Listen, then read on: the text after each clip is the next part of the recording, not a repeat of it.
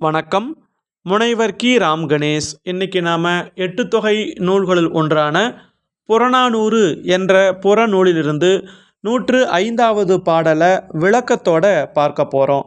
நாம் பார்க்க போகிற பாடல் கபிலர் என்ற புலவரால் பாடப்பட்டது.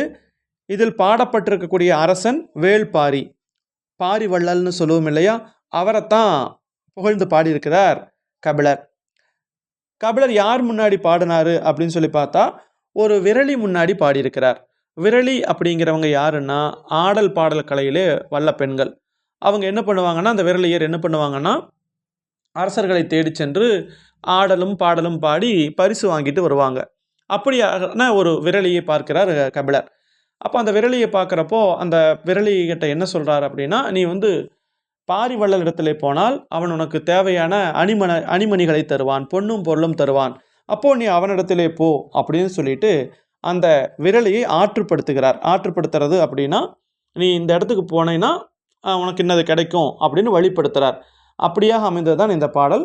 இந்த பாடலுடைய திணை பாடான் திணை. அதாவது பாடப்படக்கூடிய அந்த ஆண்மகனுடைய ஒழுகலாறுகளாக இருக்கக்கூடிய வீரம், கல்வி, செல்வம், கொடை இதையெல்லாம் சொல்கிறத பாடான் திணை என்று சொல்லுவார்கள். அந்த வகையில் இந்த பாடல் மூலமாக விரலிகட்ட அந்த பாரிவள்ளலினுடைய அந்த கொடைத்திறம், அவர் என்னவெல்லாம் கொடுப்பாரு அப்படிங்கிறதையெல்லாம் சொல்லி அந்த பாரிவள்ளலிடத்திலே செல் அப்படின்னு அந்த விரலியை ஆற்றுப்படுத்துகிறார், அதாவது வழிப்படுத்துகிறார் கபிலர். அப்படியாக அமைந்துதான் இந்த பாடல். மொத்தம் இந்த பாடல் ஒரு 8 அடிகள் மட்டும்தான் கொண்டதாக இருக்கிறது. பாடலை பாருங்க. சேயிழை பெருகுவை வாழ் நுதல் விரலி, தடவாய் கழித்த மா இதழ் குவளை, வண்டுபடு புதுமலர் தன் சிதர் கலாவ, பெய்யினும் பெய்யாதாயினும் அருவி கொள்ளுழு வியன்புலத்து உழைகால் ஆக, மால்பு உடை நெடுவரை கோடுதோறு இழிதரும் நீரினும் இனிய சாயல் பாரிவேல் பால் பாடினை செலினே. அப்போது இந்த இடத்துல அந்த விரலியை விழித்து பேசுகிறார். விழித்துன்னா கூப்பிட்டு பேசுகிறார். வாழ்நுதல் விரலி, அந்த முதல் அடியில் பாருங்கள், அந்த சேயிலை பெருகுவைக்கு அடுத்து இருக்கு பாருங்கள், வாழ்நுதல் விரலி. வாழ் என்றால் கூர்மையான என்று பொருள். அந்த கூர்மையான நுதலுடைய விரலியே, நுதல் என்றால் நெற்றி, அந்த கூர்மையாக இருக்கக்கூடிய தெளிவாக விளங்கக்கூடிய ஒளி பொருந்திய, அதுதான் இந்த இடத்துல சரியாக இருக்கும். இந்த இடத்துல வாழ் அப்படிங்கிறதுக்கு கூர்மை என்பதை விட ஒளி, அதாவது நல்லா பிரைட்டுன்னு சொல்லுவோம் இல்லையா, ஒளி பொருந்தியது அப்படின்னு சொல்கிறது சரியாக இருக்கும். அப்படியாக ஒளி பொருந்திய நெற்றியை உடைய விரலியே. அடுத்து சொல்கிறார் பாருங்களேன், சுனை. அங்கே மலைப்பகுதி தானே பாரிவள்ளல் வாழ்ந்த பகுதி. அந்த சுனையில் என்ன மலர்ந்திருக்குது அப்படின்னா, நீல மலர்கள் மலர்ந்திருக்கின்றன. இந்த சுனை என்பது நீரூற்று. மலைப்பகுதிகளில் சுனைகள் இருக்கும். அந்த சுனைகளில் பார்த்திங்கன்னா பூக்கள் மலர்ந்துருக்குது. அதில் நீல மலரை குறிப்பிட்டு சொல்கிறாரு அந்த கபிலர். அப்போ அந்த விரலிகிட்ட சொல்கிறாரு, விரலியே அந்த சுனையில் நீல மலர் பூத்திருக்கின்றன. அந்த நீல மலரினுடைய தேன் இருக்கும் இல்லையா, அந்த பூவிலிருந்து தேன் அப்படியே வருமா, அந்த தேன் அப்படியே வெளியில் வருமா. அது எப்படி வரும் அப்படின்னா, மழை பெய்யாத காலத்தில் கூட அருவியாக வழிந்து வரும். அப்போது அங்கே அந்த நீல மலர்கள் அதிகமாக இருக்கக்கூடிய காரணத்தினால அந்த பூக்களில் இருக்கக்கூடிய தேன் அப்படியே அந்த அருவி வழியாக வரும். எப்படி இந்த மழை பெய்யாத காலத்தில் கூட அருவியாக வழிந்து வருமா. மழை பெஞ்சா தானே அருவியிலேருந்து தண்ணி வரும். ஆனால் இந்த நீல மலர் எந்நேரம் பூத்துக்கிட்டே இருக்கும், அதுலேருந்து தேன் வழிஞ்சுக்கிட்டே இருக்கும். அப்போ அந்த அருவி மாதிரி அது அப்படியே வழிந்து கொண்டே வருமா. வந்து எங்கே பாயுமா, கொள்ளிற்கு உழுத நிலத்தில். இந்த கொள்ளு பயிரிடுவாங்கல்ல, கொள்ளு தானியம், அந்த கொள்ளிற்காக உழுத நிலத்தில் அப்படியே ஓடி வருமா அந்த தேன். அதனினும் மலைச்சிகரங்கள் தோறும் வழியும் அருவி நீரினும். அந்த அந்த மாதிரி அந்த தேன் வழிஞ்சு வரும். அந்த நீல மலர்ல இருந்து அருவி மாதிரி கொட்டும். அது இல்லாமல் அருவியும் பாய்ந்து வரும். மலை சிகரங்கள்லேருந்து அப்படியே அருவியும் கொட்டி வரும், அந்த அருவி நீரும் வரும். அப்போது இந்த இடத்துல அருவி நீரும் கொட்டுகிறது, அந்த தேனும் அப்படியே கொட்டுகிறது, அருவி மாதிரி பாய்கிறது. அதெல்லாம் அந்த எங்கே பாயுது அப்படின்னு சொல்லி பார்க்குறப்போ, அந்த தேன் அந்த கொள்ளு விளைவித்த அந்த உழுத நிலத்துக்கூட பாஞ்சிருக்கு அப்படின்னு சொல்கிறாங்க. அப்படியாக இங்கே 2 அருவிகள், ஒன்று தேனருவி, இன்னொன்று நீரருவி, இப்படியாக பாயுமாம் அந்த பாரியினுடைய மலைப்பகுதியில். அதை காட்டிலும் அந்த தேனருவி நீரருவின்னு சொல்கிறோம் இல்லையா, அது ரெண்டுமே இனிமையானது. அதை காட்டிலும் மிகவும் இனிய பண்பிடன் என்னுடைய வேள்பாரி. பாரிவள்ளலை வேள்பாரி அப்படின்னு சொல்லுவாங்க.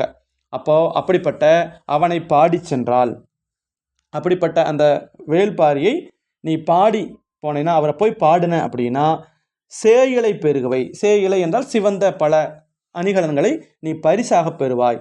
அப்போது கேட்குறவங்களுக்கு கேட்குறதையெல்லாம் கொடுக்கக்கூடியவன் இந்த பாரிவள்ளல்.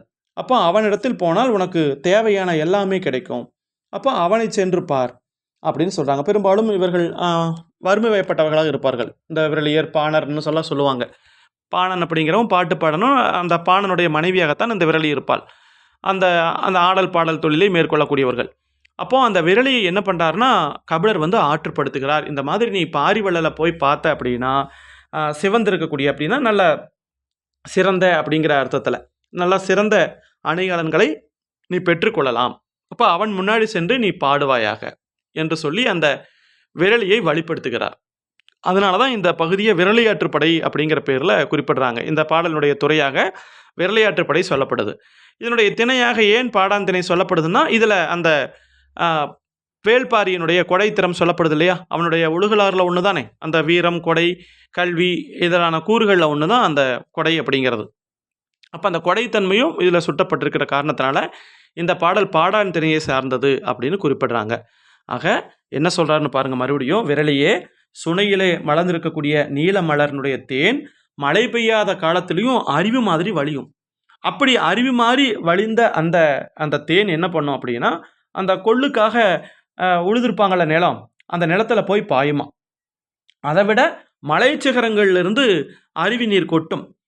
அந்த அருவி நீரை காட்டிலும் அந்த தேனருவியை காட்டிலும் மிகவும் இனிய பண்பினன் என்னுடைய வேள்பாரி. அதை விட இனிமையான பண்பினை உடையவன் என்னுடைய வேள்பாரி. அப்படிப்பட்ட அவனை நீ பாடி சென்றால் அவனிடத்துல போய் உன்னுடைய திறமையை காட்டு, உன்னுடைய பாடல் திறமையை காட்டு. அப்படி பாடி சென்றால் சிவந்த பல சிறந்த அணிகலன்களை பரிசாக நீ பெறுவாய்.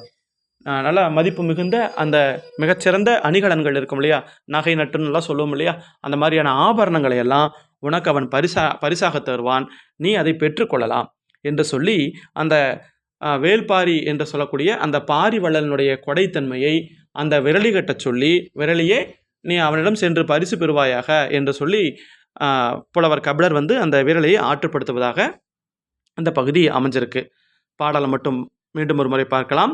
சேயிழை பெருகுவை வாழ்நுதல் விரலி தடவுவாய் கழித்த மா இதழ் குவளை வண்டுபடு புதுமலர் தன் சிதர் கலாவ பெய்யினும் பெய்யாதாயினும் அருவி கொள்ளுழு வியன்புலத்து உழைக்கால் ஆக மால்பு உடை நெடுவரை கோடுதோறு இழிதரும் நீரினும் இனிய சாயல் பாரிவேல்பால் பாடினை செலினே என்பதாக இந்த பாடல் வந்து அமைந்திருக்கிறது. மொத்தம் 8 அடிகளில் பாடல் வந்து அமைந்திருக்கின்றது.